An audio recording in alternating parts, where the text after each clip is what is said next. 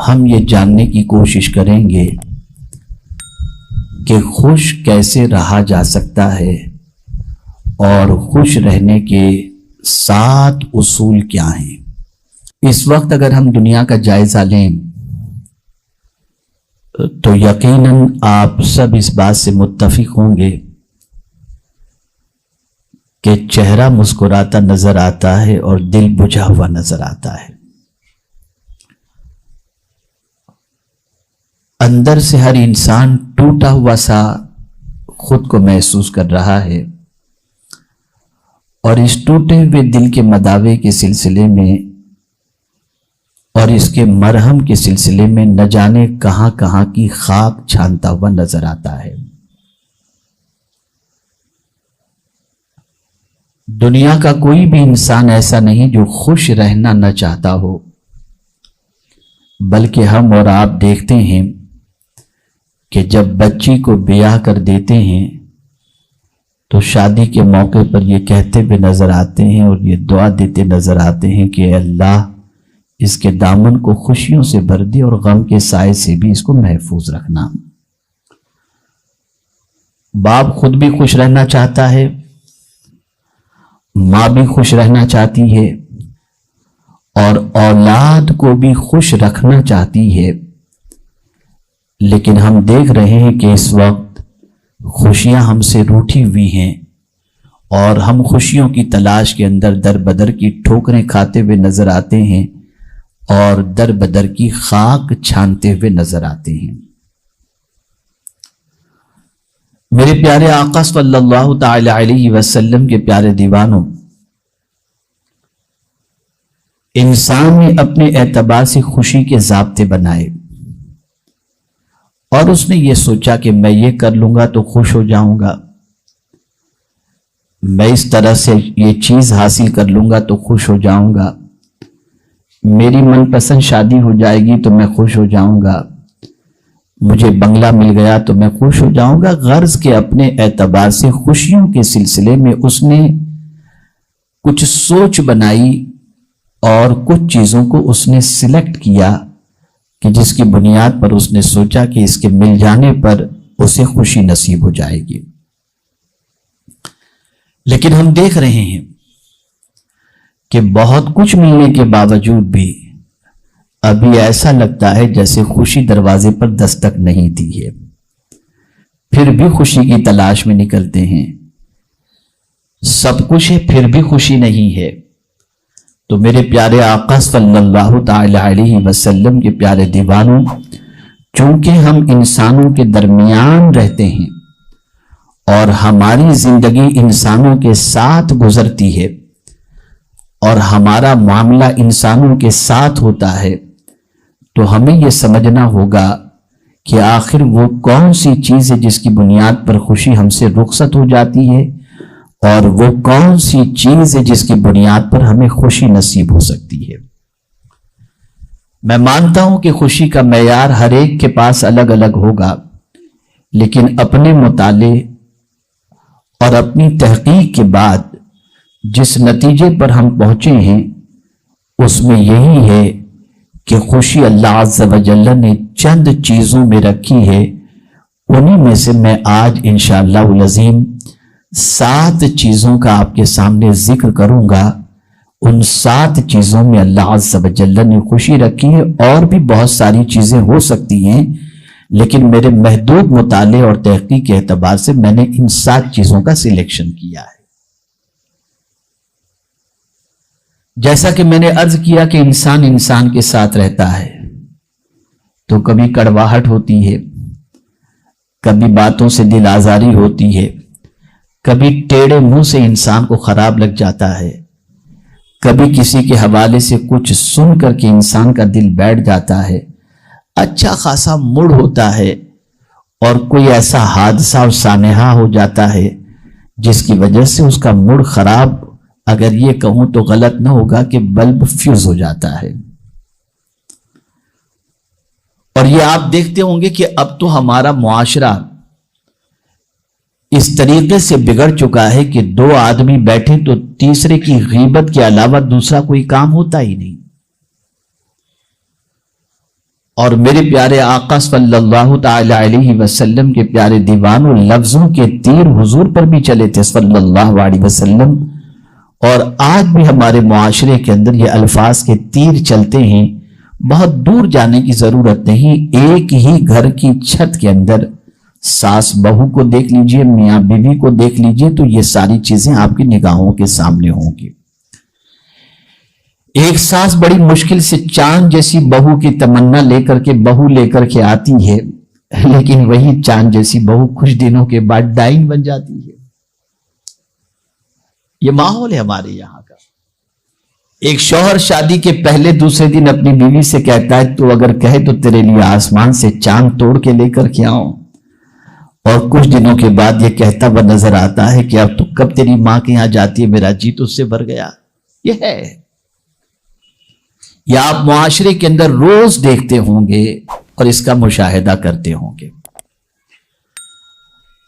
میرے پیارے آقا صلی اللہ تعالی علیہ وسلم کے پیارے دیوانوں، یہاں ایک حدیث میں آپ کی سماعتوں کے حوالے کر دوں خوشی سے متعلق، تاکہ اس حدیث مبارکہ کو پیش نظر رکھتے ہوئے میری اگلی گفتگو کو آپ سماعت فرما سکیں.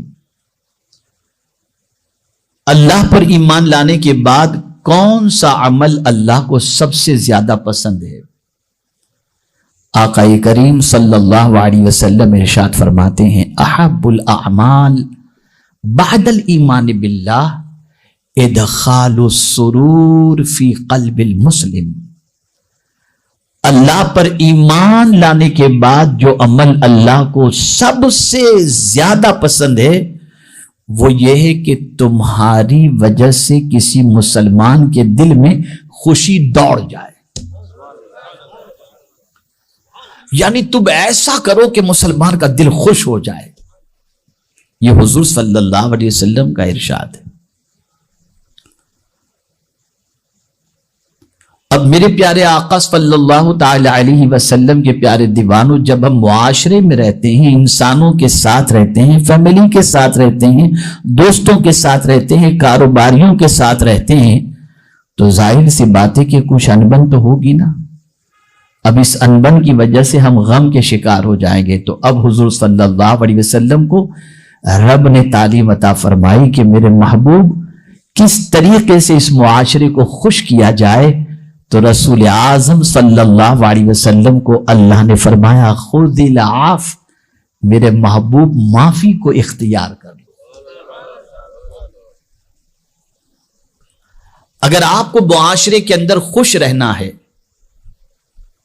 تو اس کا پہلا دستور یہ ہے کہ فرگیونیس، معافی کے اصول کو اپناؤ. اب اگر اس کو میں سائیکولوجیکل سمجھاؤں تو بہت اچھی طرح آپ کی سمجھ میں بات آ جائے گی. جو معاف نہیں کرتا وہ منصوبے بناتا ہے. اس نے مجھے ایسا کہا نا، ٹھیک ہے اب میں دیکھتا ہوں. بلایا دوست کو، پلان شروع.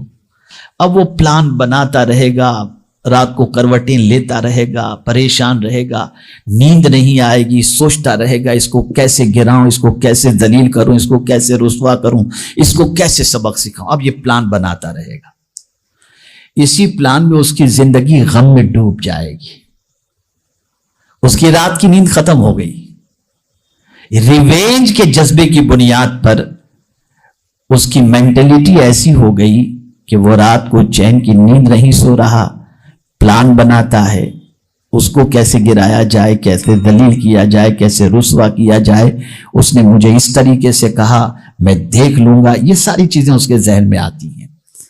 قربان میرے رب کی عظمت پر اور اس کے پیارے حبیب صلی اللہ علیہ وسلم کی عظمت پر کہ معافی کو اختیار کرنے کا حکم اللہ عز و جل نے اپنے محبوب صلی اللہ علیہ وسلم کو عطا فرما کر یہ رسول اعظم کی سنت بنا دیا کہ معاف کرنا میرے محبوب کی بھی سنت ہے اور میری بھی سنت ہے. اب سائیکولوجیکل اس کا بینیفٹ میں آپ کو بتاؤں کہ معاف کرنے میں 1 منٹ لگتا ہے، لیکن غم سارے کے سارے لمبے عرصے تک کے ختم ہو جاتے ہیں. ایک طویل عرصے تک کا ٹینشن ختم، ایک لمبے عرصے تک کی مینٹلٹی جو مائنڈ جو ڈسٹرب تھا نا وہ ختم. اور جہاں آپ نے یہ 1 منٹ جو معافی کا کام ہے یہ نہیں کیا تو میں یہ سمجھتا ہوں کئی مہینوں تک کی نیندیں آپ کی برباد ہوں گی، آپ کا چین ختم ہو جائے گا، آپ غم کے شکار رہیں گے، ٹینشن میں رہیں گے۔ لیکن جیسے ہی آپ نے معاف کر دیا آپ کے قلب کو اللہ عز و جل نے راحت عطا فرما دی۔ یہاں ایک اور خاص بات عرض کر دوں کہ معاف کمزور بندہ نہیں کرتا، طاقت والا بندہ معاف کرتا ہے، اور معاف کرنا یہ کمزوری کی علامت نہیں ہے بلکہ معاف کرنا یہ بہادری کی علامت ہے، یہ بہادری کی علامت ہے۔ کبھی انسان کے دل و دماغ میں شیطان وسوسے ڈالتا ہے، ارے تجھے یہ بزدل سمجھے گا، ارے تجھے یہ کمزور سمجھے گا، معاف کیا کرتا ہے، چھوڑنا نہیں اس کو، معاف کرے گا تو تیری ویلیو گھٹ جائے گی۔ یہ سب شیطانی ہتھ کنڈے ہیں، شیطانی وسوسے ہیں۔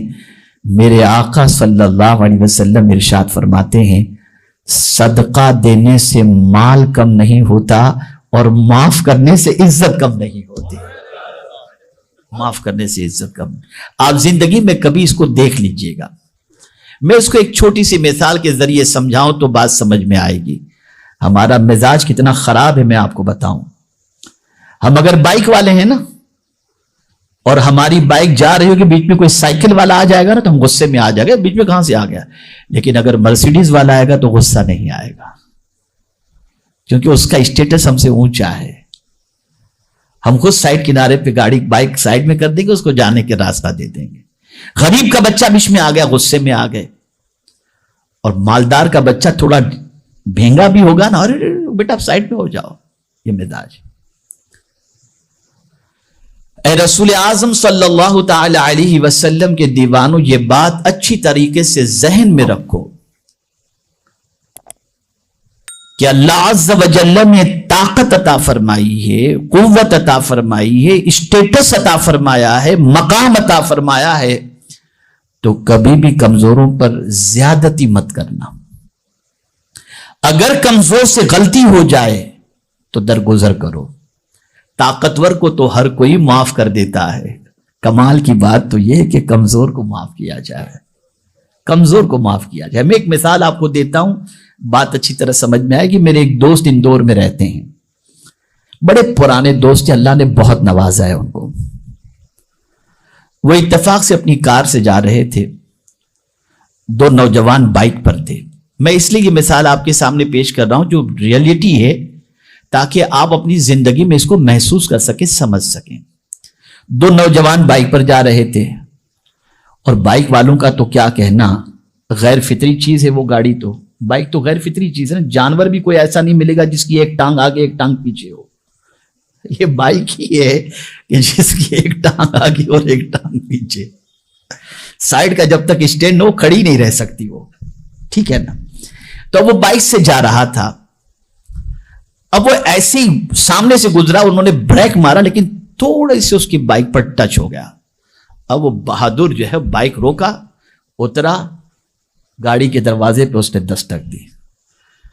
اب وہ جو ہمارے دوست تھے، بڑے سلجھے ہوئے دوست ہیں، وہ گاڑی سے باہر نکلے، اس کو دیکھا انہوں نے، اور دیکھنے کے بعد اس سے پہلے کہ وہ گالی گلوچ کرے یا کچھ کہے، انہوں نے کہا سوری سر۔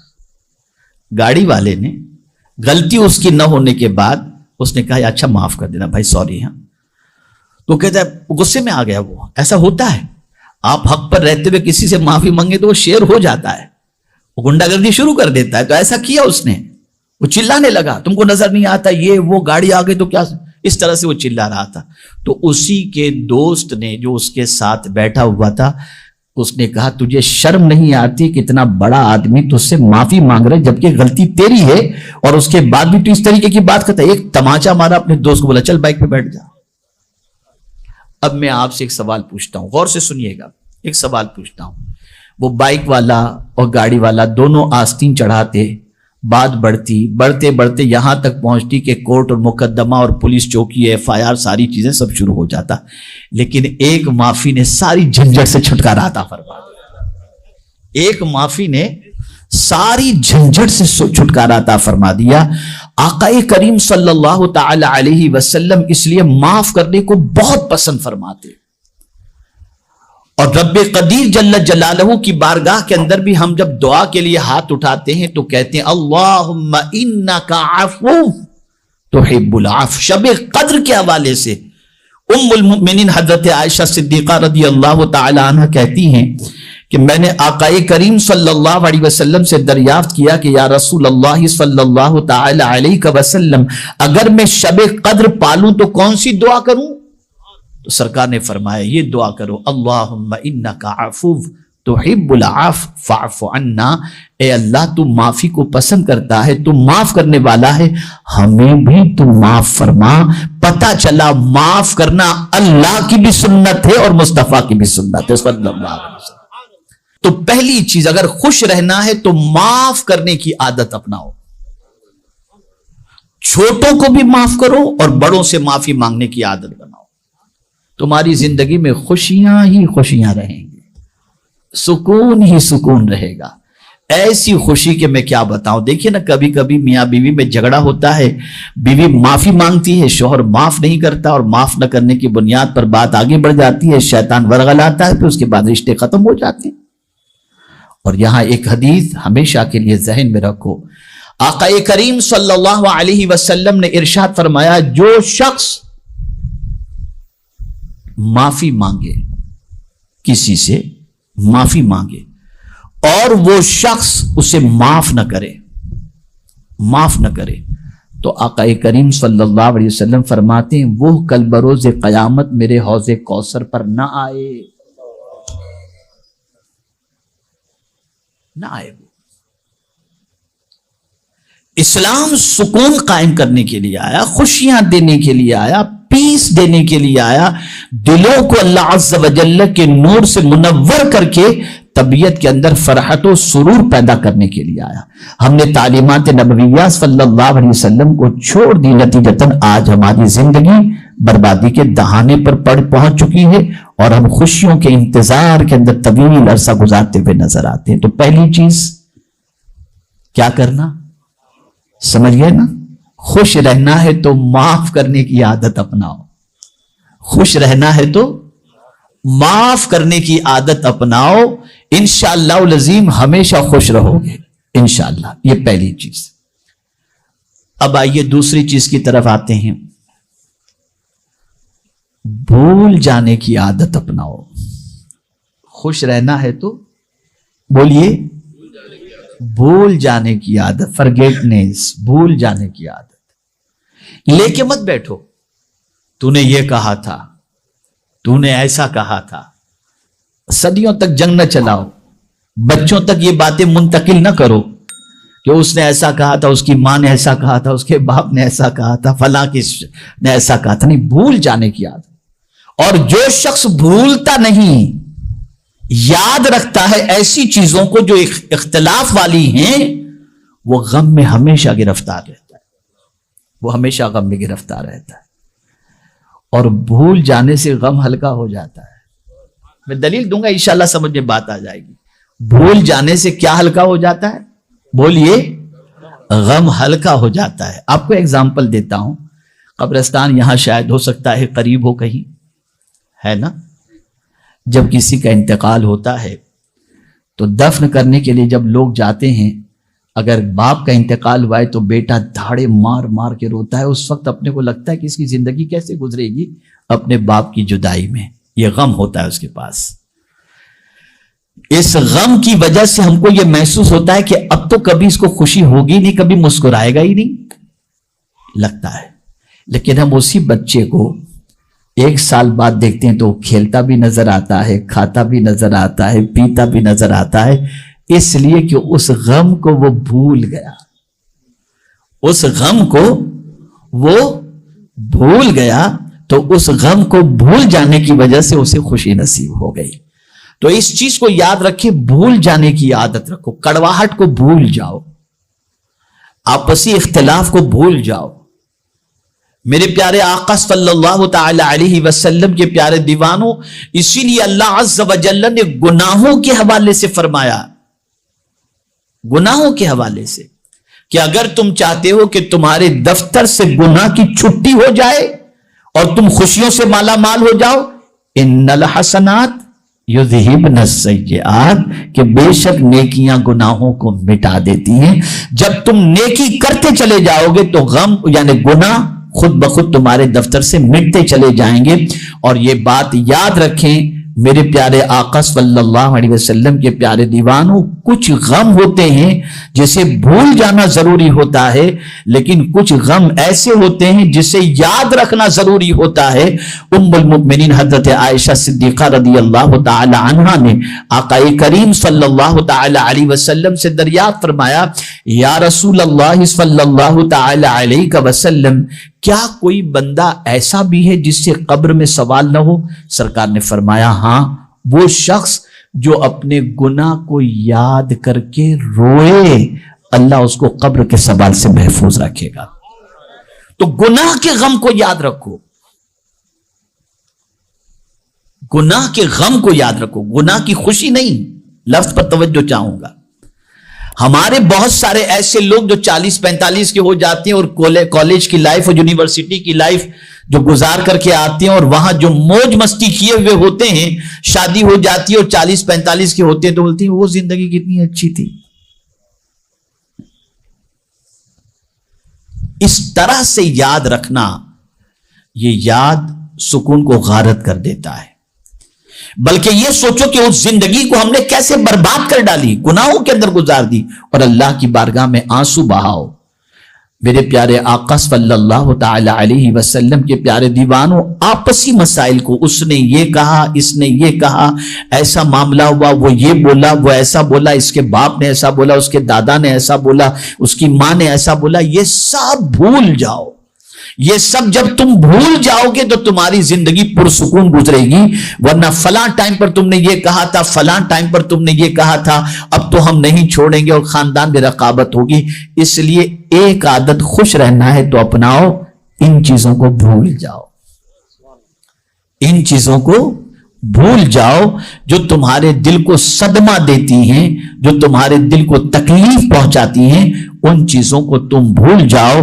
اگر تمہارے اندر بھولنے کی عادت اس قسم کی باتوں سے رہے گی، تمہاری زندگی میں خوشیاں رہیں گی اور تمہاری زندگی خوشی سے لبریز ہو جائے گی. اب آئیے تیسری چیز، اور یہ بہت اہم ہے.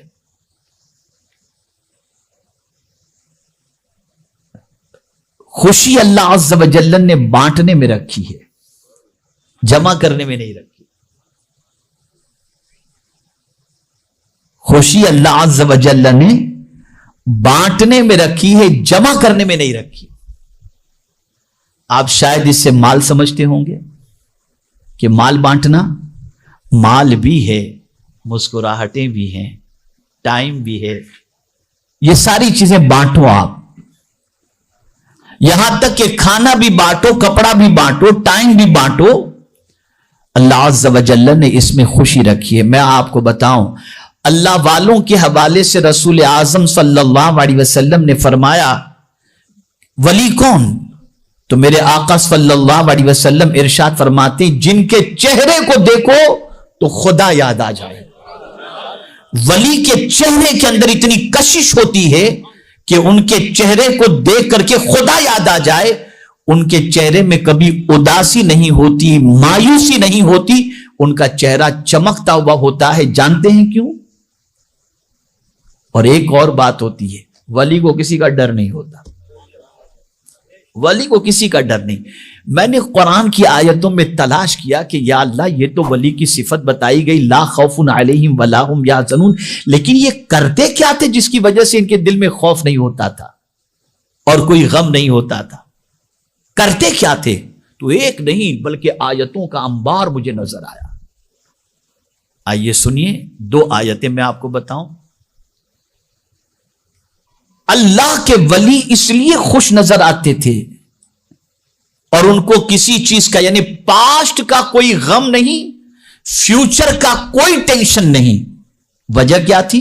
تو اس کو قرآن نے مینشن کیا، الذین ينفقون اموالهم باللیل والنہار سرا وعلانیہ فلہم اجرہم عند ربہم ولا خوف علیہم ولا هم یحزنون. وہ دن میں، رات میں دکھا کر چھپا کر اللہ کی راہ میں اپنا مال بانٹتے رہتے ہیں. یہ بانٹنے والے, یہ بانٹنے کی وجہ سے اللہ ان کے دل سے خوف کو نکال دیتا ہے, اور پاسٹ کے غم سے اللہ عز و جل انہیں نجات عطا فرماتا ہے. اور پھر یہ نہیں کہ دھندا اچھا ہو تو بانٹے اور مندے میں نہ بانٹے. نہیں, اللہ والوں کی شان قرآن بیان کرتا ہے, الذین ينفقون اموالهم الذین ينفقون فی السراء والضراء, کہ وہ اپنا مال خرچ کرتے ہیں خوشی میں بھی اور غم میں بھی. یعنی خوش ہوتے ہیں تب بھی خرچ کرتے ہیں, اور غم میں ہوتے ہیں تب بھی خرچ کرتے ہیں. اس لیے ان کے چہرے پر بہت بشاشت ہوتی ہے اور وہ ہمیشہ خوش نظر آتے ہیں. اللہ ان کو غم سے بے نیاز کر دیتا ہے, اس لیے کہ وہ بانٹنے والے ہوتے ہیں. اب سائیکولوجیکل پوائنٹ آف ویو سے میں آپ کو بتاؤں, ریسرچ یہ بتاتی ہے کہ سخی کبھی اداس نظر نہیں آئے گا اور بخیل ہمیشہ اداس نظر آئے گا. آپ سخی کو دیکھیں گے وہ مسکراتا ہوا دکھائی دے گا آپ کو, لیکن بخیل کو ہمیشہ آپ دیکھیں گے منہ لٹکایا ہوا, حل من مزید, حل من, اور آئیے, اور چاہیے, اور چاہیے, اور چاہیے. سخی کو اللہ عز و جل خوشیاں عطا فرماتا ہے. بلکہ آقا کریم صلی اللہ علیہ وسلم نے ارشاد فرمایا, السخی حبیب اللہ ولو کان فاسق. سخی اللہ کو محبوب ہے اگرچہ وہ گنہگار ہی کیوں نہ ہو, اگرچہ گنہگار ہی کیوں نہ ہو. اللہ نے سرکار صلی اللہ علیہ وسلم نے فرمایا سخی اللہ کا حبیب ہے, اللہ کا محبوب ہے. تو اگر آپ خوشی چاہتے ہیں تو بانٹنے میں اللہ نے خوشی رکھی ہے. بانٹتے جاؤ, مسکراہٹیں بانٹتے جاؤ, جو کچھ اللہ نے آپ کو دیا ہے اسے بانٹتے جاؤ. اور بانٹنے میں بھی اس چیز کا خیال رکھیں, جو خود کو پسند ہو وہ بانٹو تو خوشی ملے گی, جو خود کو پسند نہیں وہ دو گے تو خوشی نہیں ملے گی. آپ دیکھ لیں, ہم بہت کچھ دیتے ہیں, کل کا سڑا ہوا کھانا دے دو, پھٹے ہوئے کپڑے دے دو تو خوشی نہیں ملتی. لیکن اگر آپ خوشی حاصل کرنا چاہتے ہیں تو اپنی پسند کی چیزوں کو بانٹ کے ذرا دیکھو, خدا کی قسم دل خوشی سے لبریز نہ ہو جائے تو مجھے بتائیے گا. اپنی محبوب چیز کو دو, اپنی پسندیدہ چیز کو دو. قرآن کہتا ہے لن تنالوا البر حتی تنفقوا مما تحبون, ہرگز نیکی کو نہیں پہنچ سکتے جب تک کہ اپنی پسندیدہ چیز اللہ کے نام پہ نہ دے دو. تو بانٹنے میں خوشی ہے, بانٹنے میں خوشی ہے. یہاں پر آقا کریم صلی اللہ تعالی علیہ وسلم کے ارشادات کو اگر آپ پیش نظر رکھیں تو سرکار صلی اللہ علیہ وسلم کی شان مبارک یہ تھی کہ آپ کی زبان اقدس سے کسی نے لا سنا ہی نہیں, سنا ہی نہیں. اب کیسے دیا جائے, کیسے بانٹا جائے, تو مجھے ام المؤمنین حضرت عائشہ صدیقہ رضی اللہ تعالی عنہ کا ایک واقعہ یاد آتا ہے. اسے آج بالکل دل کے اندر, دماغ کے اندر محفوظ کر لو اور اس ادا کو اپنانے کی کوشش کرو. ام المؤمنین حضرت عائشہ صدیقہ رضی اللہ تعالی عنہ ایک دینار کو دھو رہی تھی, اور بعض روایت میں آیا کہ اس کو خوشبو لگا رہی تھی. سرکار نے فرمایا حمیرہ کیا کر رہی ہو؟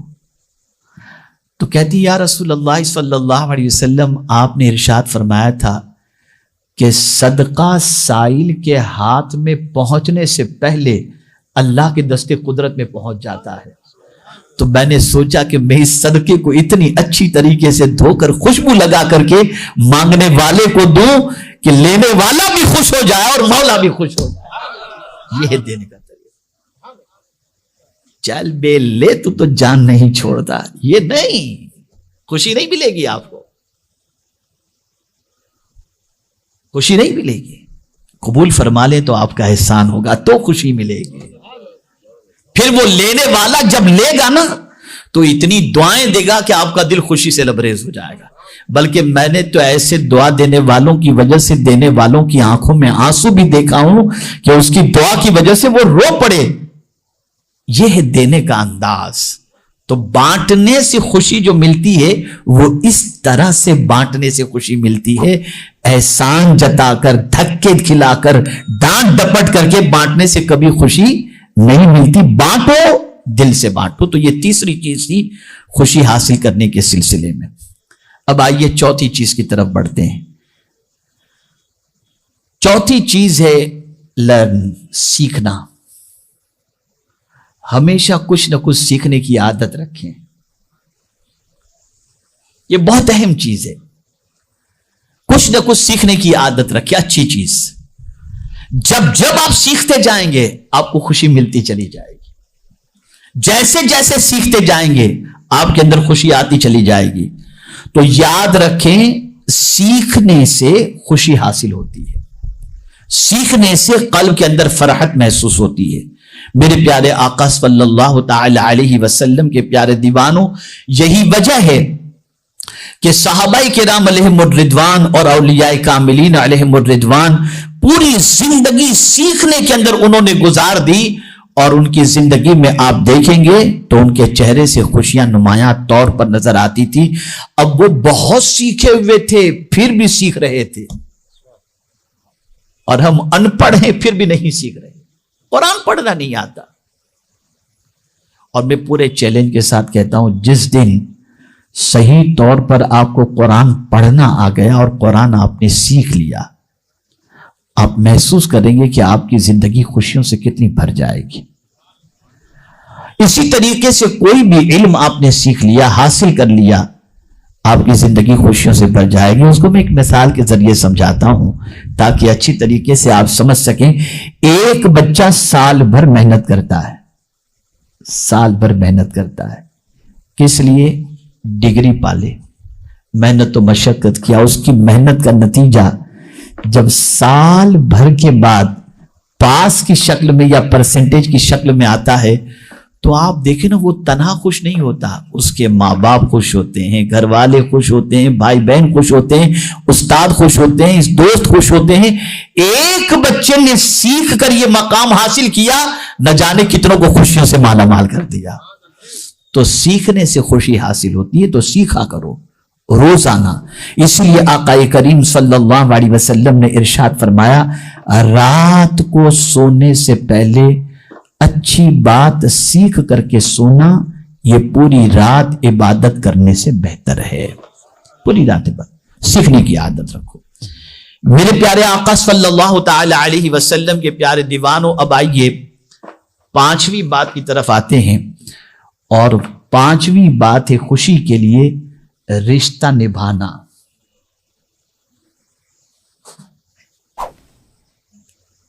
آپ جانتے ہیں مغربی دنیا میں سب کچھ ہے، رشتہ نبھانا نہیں، اور سب سے زیادہ دکھی، سب سے زیادہ ڈپریشن کے شکار، سب سے زیادہ اسٹریس میں اگر آپ کو دنیا میں کسی علاقے کے لوگ نظر آئیں گے تو وہ مغربی دنیا کے لوگ نظر آئیں گے، اس لیے کہ ان کے یہاں رشتے کا کوئی کانسیپٹ ہے ہی نہیں۔ مادر پدر آزاد، اپنی زندگی اپنے حساب سے جیو۔ باپ کو بھی اگر اپنے بیٹے کے گھر جانا ہے تو اسے فون کر کے ایک ہفتے پہلے کہنا پڑے گا کہ بیٹا میں آئندہ ہفتے تمہارے یہاں آ سکتا ہوں، تم ہو نا۔ یہ پوزیشن ہے ہی نہیں۔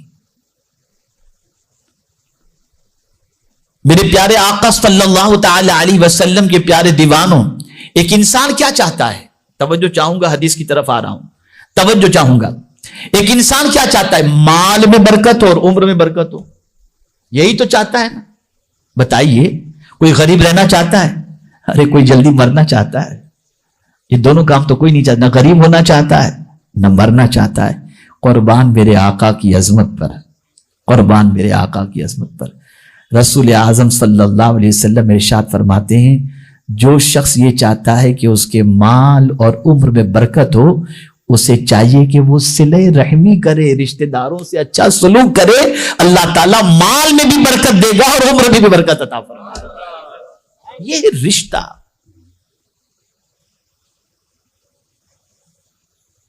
رشتے کو نبھاؤ، رشتے کو توڑو نہیں، بلکہ حضور صلی اللہ علیہ وسلم فرماتے ہیں کہ رشتے توڑنے والے کی دعا اللہ قبول نہیں کرتا، نہیں کرتا۔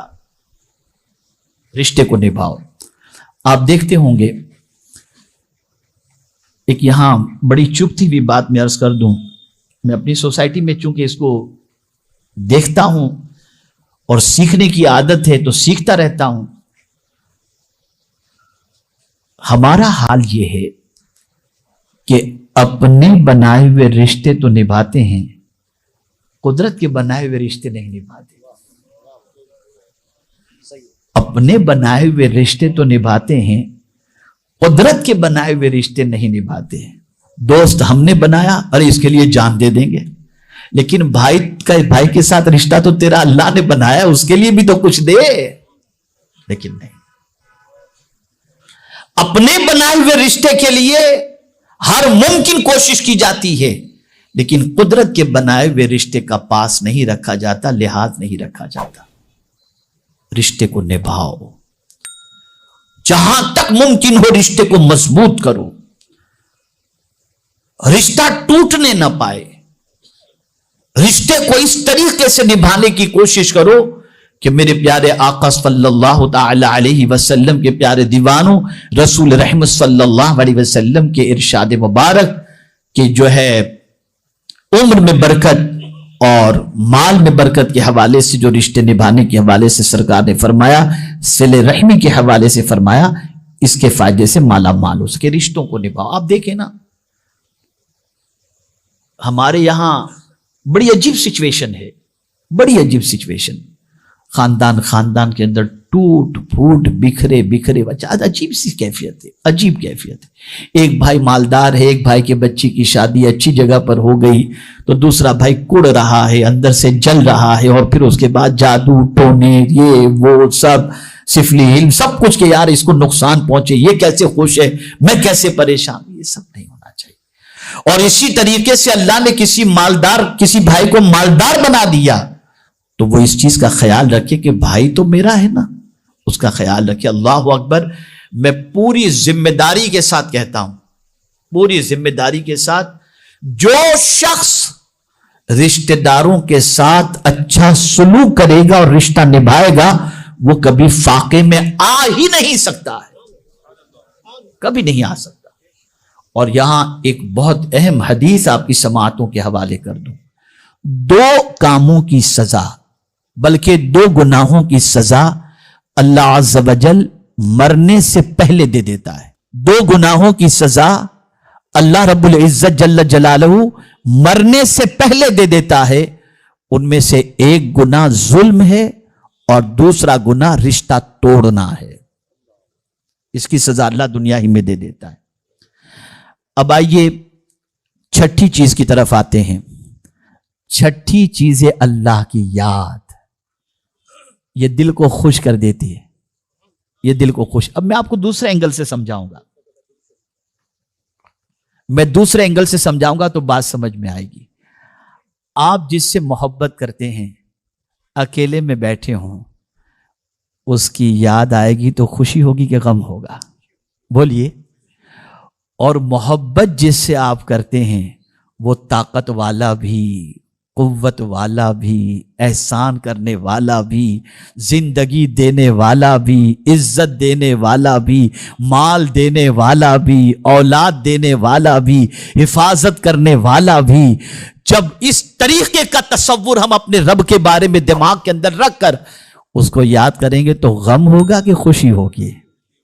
اس طرح بھی یاد کرو نا اللہ کو، اس طرح بھی یاد کرو۔ ایک ہے اللہ کی تسبیح کرتے ہوئے اللہ کو یاد کرنا، ایک ہوتا ہے ہمارا رب سبحان اللہ، عیبوں کو چھپانے والا، رزق عطا کرنے والا، زندگی دینے والا، اولاد دینے والا، کہیں سے بھی پکارو سننے والا، بے قراری میں مدد کرنے والا، بیماری میں شفا دینے والا، بھوکے ہوں تو کھانا کھلانے والا، پیاسے ہوں تو پانی پلانے والا۔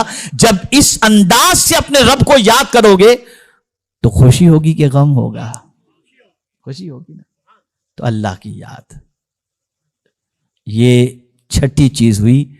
اور آئیے اب آخری چیز کی طرف میں آ جاتا ہوں. یہ ساری چیزیں تفصیل چاہتی ہیں، لیکن میں ان تفصیل کی طرف شاید میرے اعتبار سے وقت اجازت نہیں دیتا کہ میں تفصیل کی طرف جا سکوں. لیکن اب آخری بات کی طرف آتا ہوں، اور آخری بات ہے پاکیزگی. پاکیزگی انسان کو خوش کر دیتی ہے، اور اگر آپ کی سمجھ میں بات نہیں آتی تو شادی میں بن سنور کے کیوں جاتے ہو بھائی؟ کیوں جاتے ہو بن سنور کر؟ اچھے کپڑے، پرفیوم، بال، ساری چیزیں ایک دم ٹپ ٹاپ ہو کر کے، اور پھر پوچھ بھی لیتے ہو کیسا لگتا ہوں. تو پاکیزگی، قربان جائیے میرے آقا صلی اللہ علیہ وسلم کی عظمت پر کہ پاکیزگی کی وجہ سے ہم خوش رہیں. ہمارے اوپر 5 وقت کی نماز فرض، اور 5 وقت کی نماز فرض کے ساتھ ساتھ شرائط نماز میں یہ چیز داخل کر دی: بدن کا پاک ہونا، کپڑے کا پاک ہونا، نماز کی جگہ کا پاک ہونا، تاکہ بندے تم خوش ہی خوش رہو. پاک رہو گے تو خوش رہو گے، اور پھر جب تم پاک رہو گے تو تمہاری شان معمولی نہیں.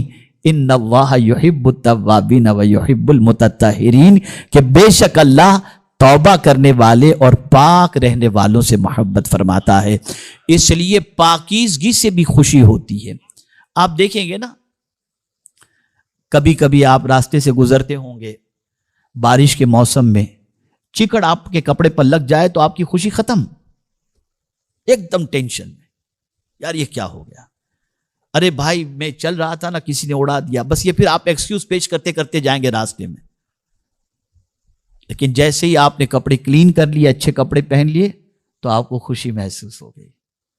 یاد رکھیں، پاکیزگی آدھا ایمان ہے، پاکیزگی آدھا ایمان ہے. میرے پیارے آقا صلی اللہ تعالی علیہ وسلم کے پیارے دیوانوں، یہ 7 مختصر اصول خوش رہنے کے میں نے آپ کی سماعتوں کے حوالے کیا، اور میں امید کرتا ہوں کہ انشاءاللہ العظیم ان 7 چیزوں کو اپنی زندگی میں امپلیمنٹ کر کے خوش رہنے کی کوشش کریں گے نا انشاءاللہ العظیم.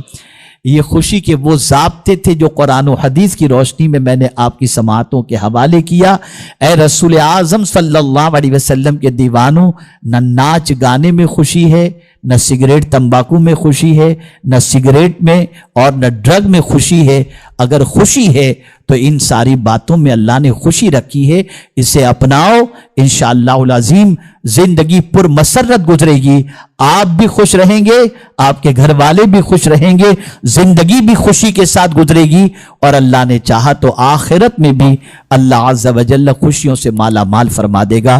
رب قدیر جل جلالہ، آقا کریم رؤوف الرحیم علیہ التحیۃ والتسلیم کے صدق و توفیل مجھے، آپ کو، سب کو اللہ عز و جل اور اس کے رسول صلی اللہ علیہ وسلم کی تعلیمات کے ساتھ ساتھ ہمیں ان باتوں پر عمل کی توفیق نصیب فرمائے. وما علینا الا البلاغ المبین. السلام علیکم ورحمۃ اللہ وبرکاتہ.